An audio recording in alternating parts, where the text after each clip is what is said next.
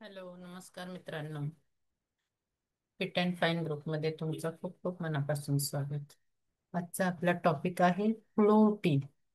लवंगाच्या चहाबद्दल. आपण आज चहा प्यायला कोणाकोणाला आवडतं, तर दुधाचा आणि पावडरचा चहा पिण्यापेक्षा हे हर्बल टी जर तुम्ही तुमच्या आहारात घेतले तर त्याचा तुम्हाला खूप सारा फायदा होऊ शकतो.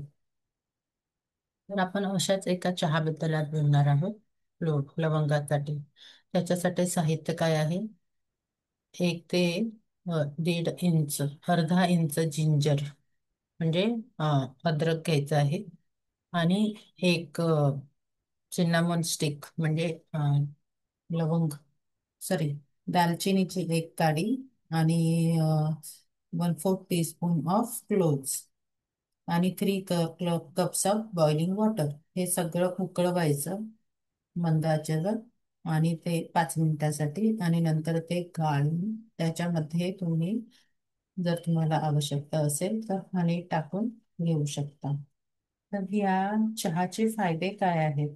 तर ह्याच्यामुळे पचन सुधारायला मदत होते. सर्दी खोकल्यासाठी हा उत्तम चहा आहे. शरीरातील बॉडीतील आपल्या सूज इन्फ्लमेशन कमी करण्यासाठी खूप मदत करतं. आणि त्याच्यामध्ये अँटीबॅक्टेरियल गुणधर्म सुद्धा आहेत. आणि मेन म्हणजे तोंडाची दुर्गंधी कमी होते जेव्हा तुम्ही तुमच्या आहारामध्ये हा चहा घेता.